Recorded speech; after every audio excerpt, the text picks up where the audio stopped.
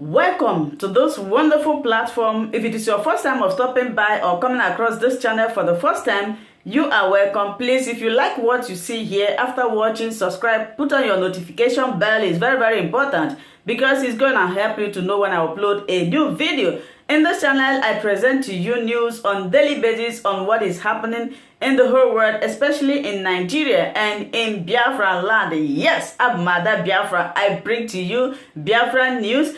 So before I do that, what I always do is that I analyze it and I sit down there to watch the video together with you. Then we'll come to the comment section to talk about it. Of course, everybody is entitled to his or her opinion. That is why the comment section is there for you to contribute, leave your ideas, your thoughts, your belief about the videos that you have watched. Please, as we are doing this, let us do it constructively.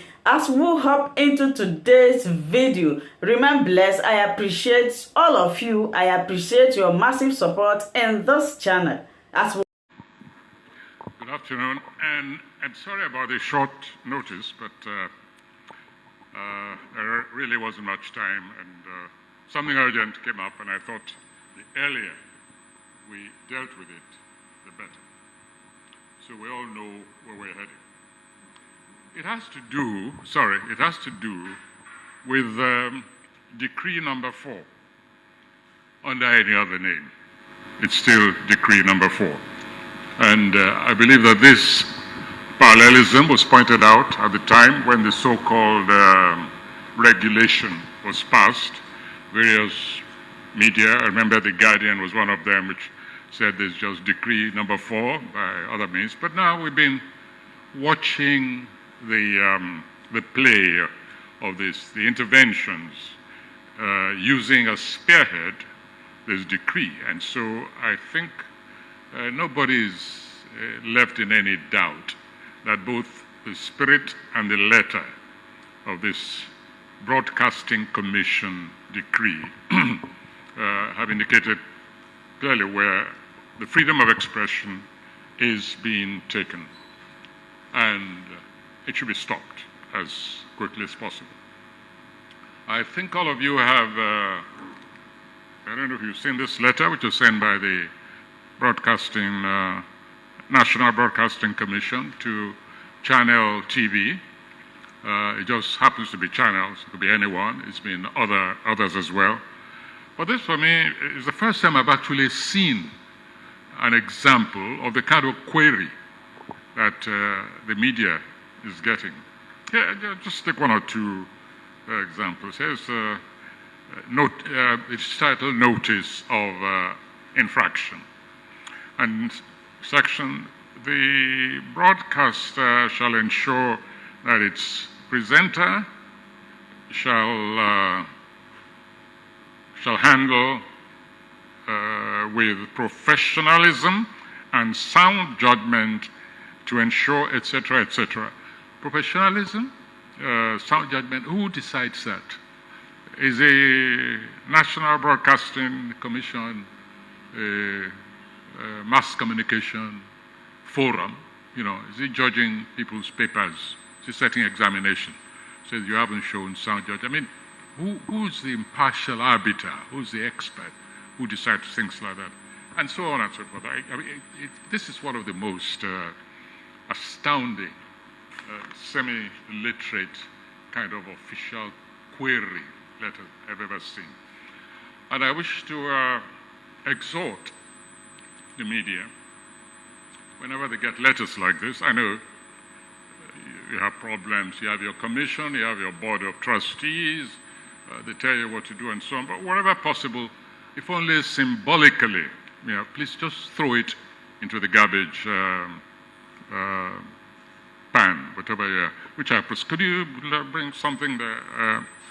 This kind of query, this is where it belongs. No, just stick it out of there. Just get rid of it. In addition, however, I think we shouldn't stop at symbolic gestures. I think we have a responsibility to tell the government that if any media institution is sanctioned on this kind of trivial, absolutely ludicrous grounds, that we will fulfill our responsibility by mobilizing the nation to boycott all government media, whether television or radio, and we shall embark on that campaign. I invite you, all of you, to stand by to get ready. If it becomes necessary, then we shall wage this media war against the government. Decree number 4 has no place in a democracy. And it's about time we emphasized that, we manifested that, both in language and in act. Well, as you see, that didn't take 5 minutes, and I thought since I was bringing you out, although ostensibly for that, there are some other issues which I thought we might want to discuss among ourselves. Yeah? Or we can stop and go home if you like, whichever. Shall we continue? All right. So let's take a few of the items which I'm sure has been agitating our minds, all our collective minds, for some time.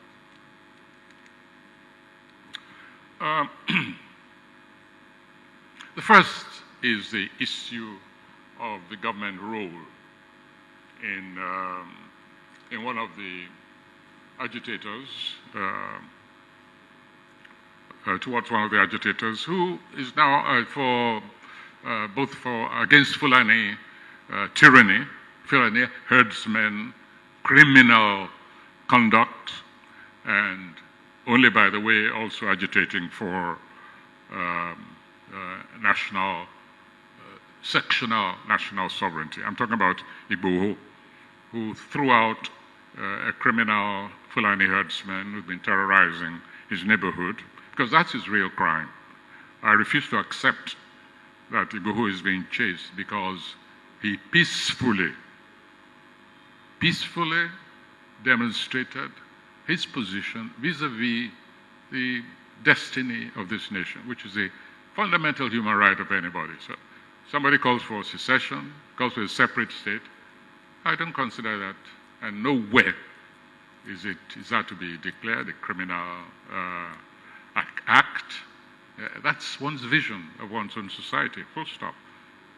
As long as it's done peacefully, collectively, within the law, you do not now criminalize that action, and in addition, commit criminal acts against such an individual, which is what the government, the security services did by raiding Igboho's home in the middle of the night, 2 a.m., killing 2 of his own people, then claiming, without a warrant or anything, then claiming they found weapons in his home. Now, who's going to believe that cock and bull story? And this is an appeal actually to the Republic of Benin, to the government of the Republic of Benin.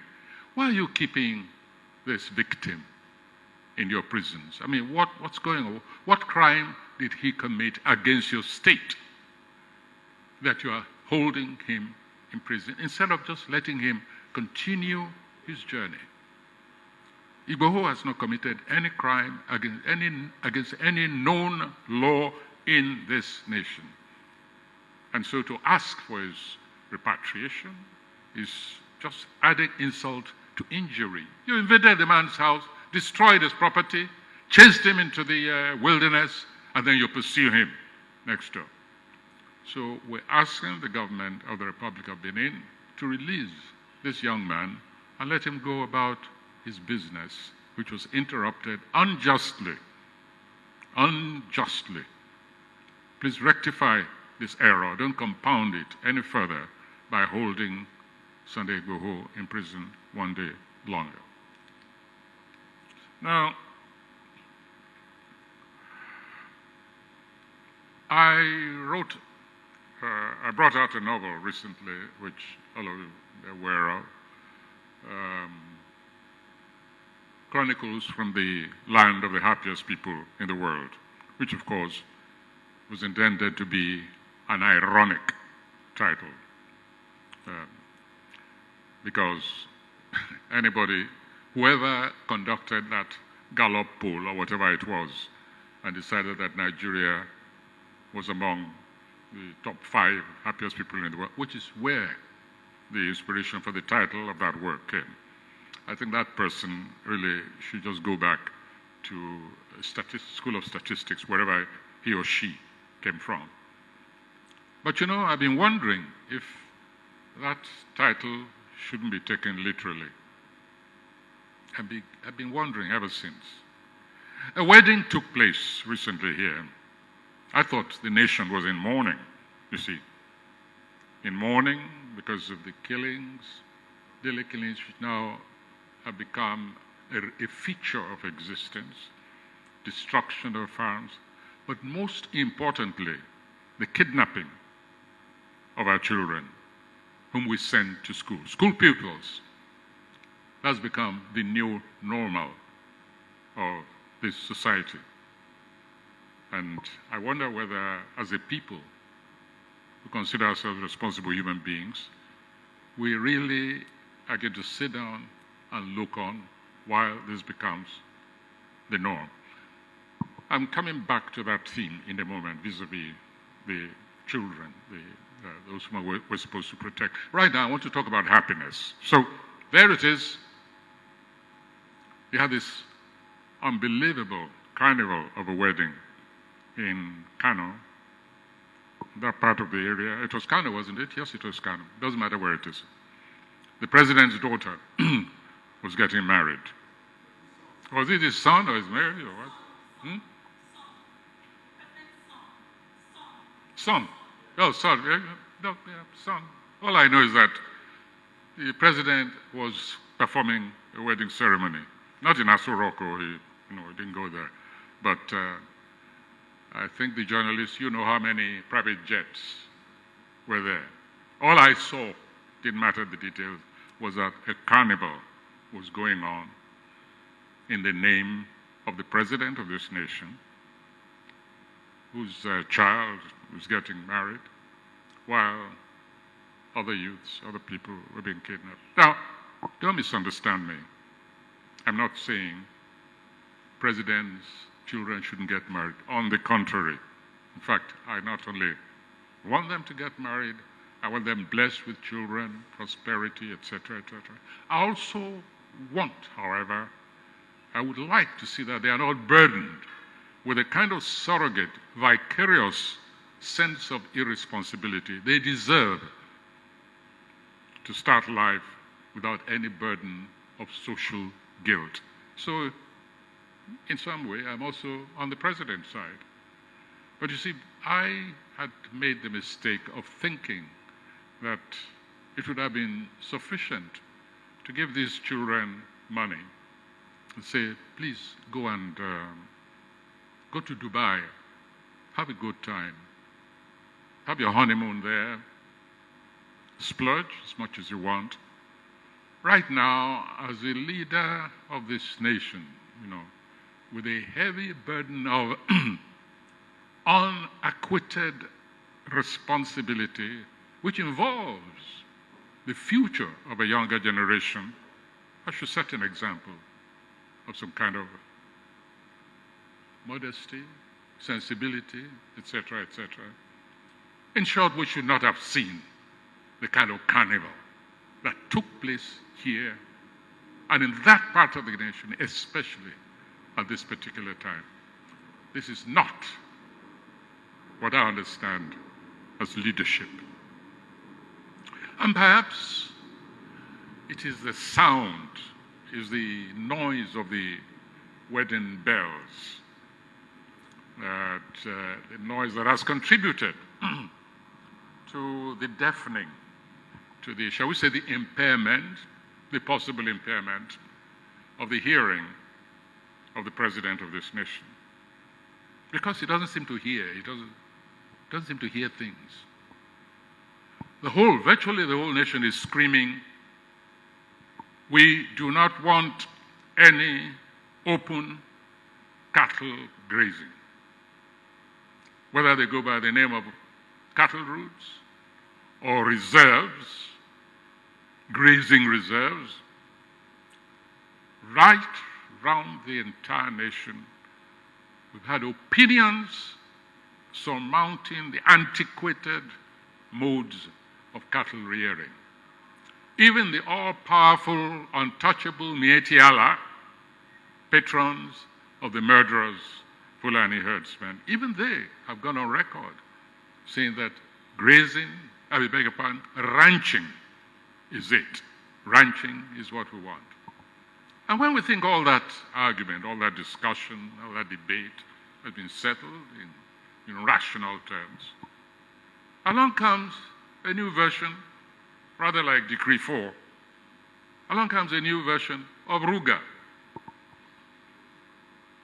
with the president insisting on sending his agents out to go and map out the old grazing routes and recover the old grazing reserves, when governors and peoples and experts, agronomists, business people are saying, this is a business and it should be conducted in this particular way.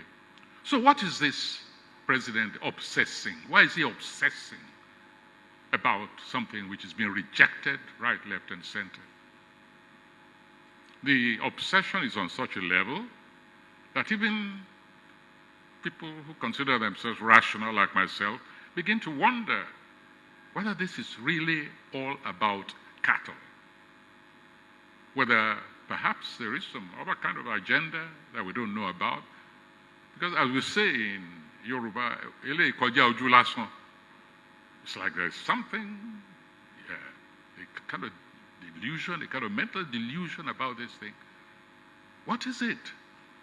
The governors have not said they don't want cattle here in their domain. All they're saying is, it's a business. If you want to rear cattle, whether you're a Fulani or you are an Igbo or you are Yoruba, just contact us and we'll deal with it as business.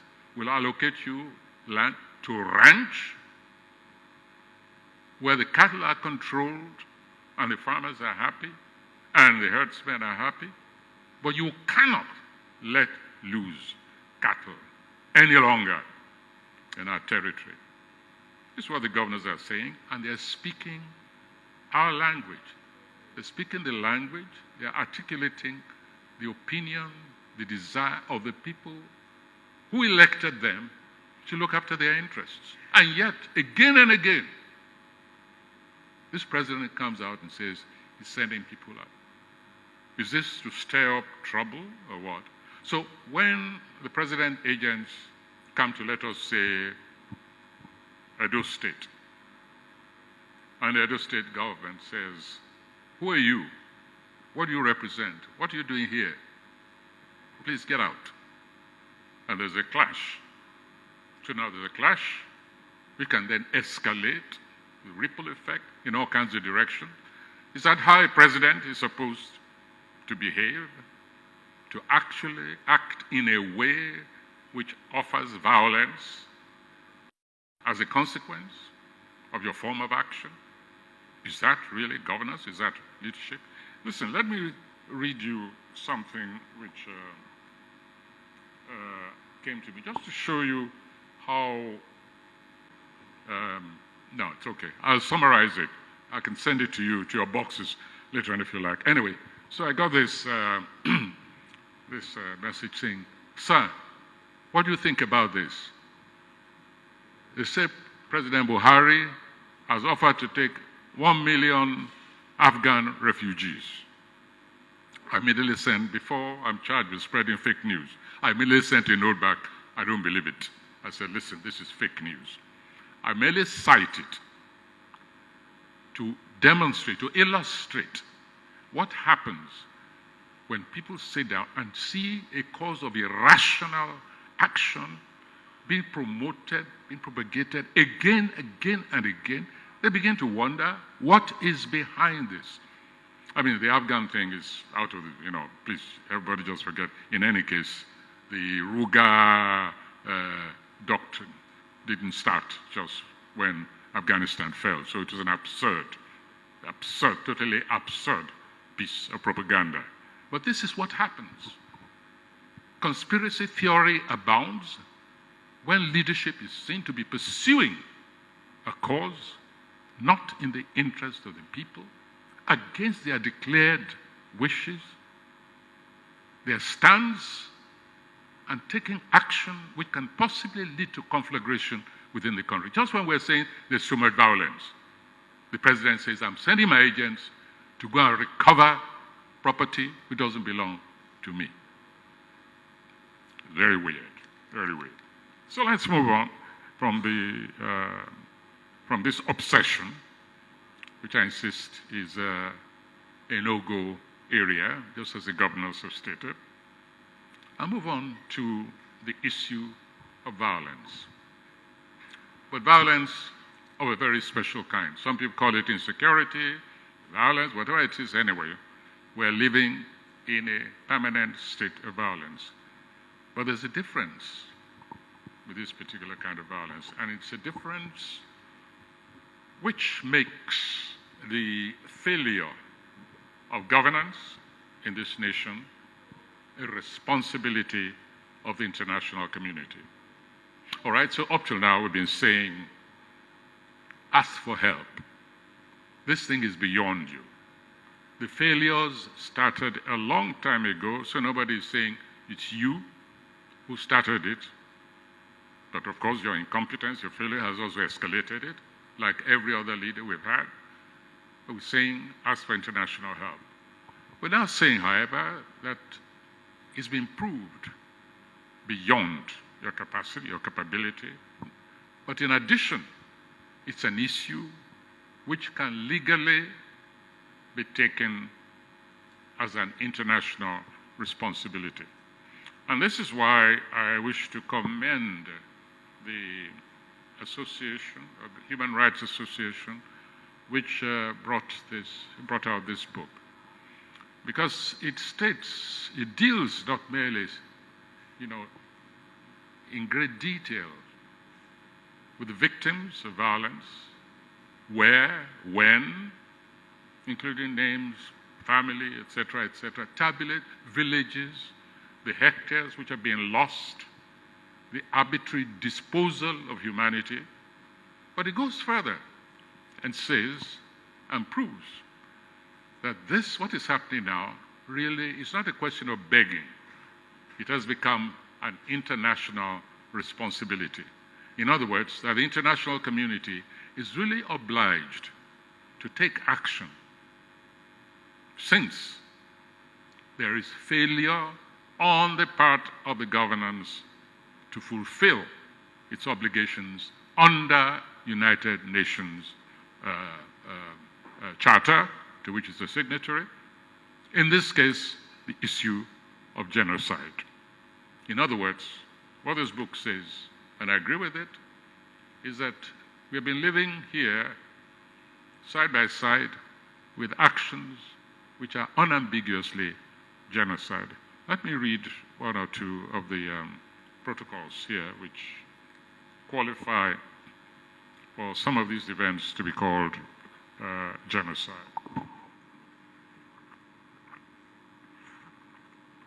Here we are. Among the conditions, the actions, the activities which qualify genocide to be called genocide. 1, causing serious bodily or mental harm to members of the group. All right? C, deliberately inflicting on the group conditions of life calculated to bring about its physical destruction in whole or in part. But finally, of the several there, the part which concerns me most, forcibly transferring children of the group to another group. I wish to repeat that. Forcibly transferring children of the group to another group. So, where are the Chibok girls? Where are the school pupils of the Ahmadiyya school? Where are the school pupils of the Bethel school? I think that's the Bethel, where some of them were released recently. So what's happening? How do we describe the targeting of children who are now being taken and transferred. They are a group, a recognized group. There are charters for the protection of children, UN charters, responsibilities which we all have towards children as a group. I was in the United Nations just a year ago to join in the anniversary of the signing of the protocols of the rights of children under the United Nations. And so, from time to time, yes, we mark these anniversaries, but what do we do when these conditions, these articles are violated repeatedly, and all we do is celebrate weddings? It means that that nation has failed to live up to its responsibilities under United Nations laws. And I really commend this organization for bringing this fact to attention. It's something we've been working on, in fact, in different ways, talking directly to governments, pleading with them to bring the issue of child kidnapping and forced repatriation to the attention of the United Nations in the next General Assembly. But the protocols are there for any nation to champion the cause of these children and thereby enforce on this government international intervention in whatever form. The protocols are there. In addition, however, I wish to appeal to the compilers to also include, maybe as an addendum, the issue of slavery, of enslavement. Now, numerous, not just the bilateral, unilateral, but universal protocols against the slave trade and slavery itself. Abolitions here, abolitions there, gunboats to enforce the end of slavery, civil war in the United States to enforce the abolition of slavery, to abolish the very notion of slavery.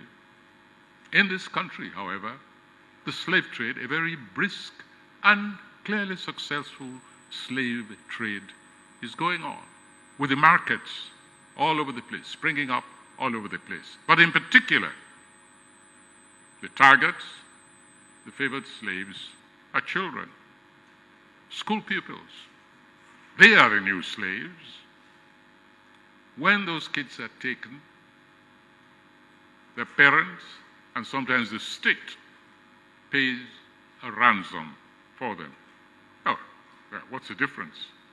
It's even easier and more lucrative than taking slaves across the Atlantic or taking them through the Sahara, where several of them may die on the way or succumb to raiders, rival slavers. No, right now, just take them, simple, a few kilometers into Sambisa forest or whichever other forest, sometimes even into villages where this trade is supported by some of the locals themselves. And so they say, come and buy your children back. We have them. And then when the price is not paid immediately, they even go on air and send notes to say, well, you didn't come and buy in time, so now the price has gone up. Very soon, Nigeria will be quoting slaves on the stock market. That's the next step. I don't see any difference between slavery and what is happening to school pupils today. And so, we're calling on the United Nations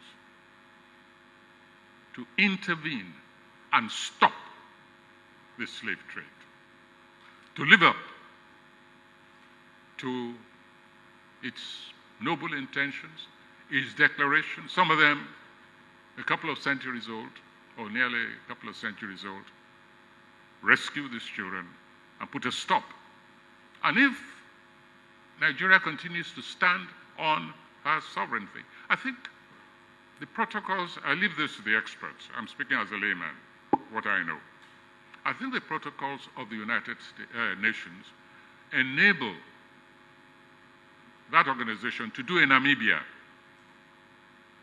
In other words, to declare sections of this country protectorate under the United Nations. Why not? If the government has failed to protect its own people, the government has failed to fulfill its responsibilities under protocols to which it is signatory, the United Nations has a right and a responsibility to declare those zones United Nations protectorates. What I'm saying publicly is what we've been discussing with some foreign heads of state, because we want this situation tabled. We do not want what we're undergoing now to become the new normal peculiar to the Nigerian nation. We want intervention at this stage. And so I wish to exhort these very meticulous human rights people to also insist on the slavery aspect, emphasize it as additional reason for UN intervention. I think Thank you for always watching Linda's TV show. I will see you again in my next video. Remain blessed. I appreciate each and every one of you, and keep on watching Linda's TV show. If you have not yet subscribed, please, I beg you to do that so that you'll be getting more updates from me. Bye bye.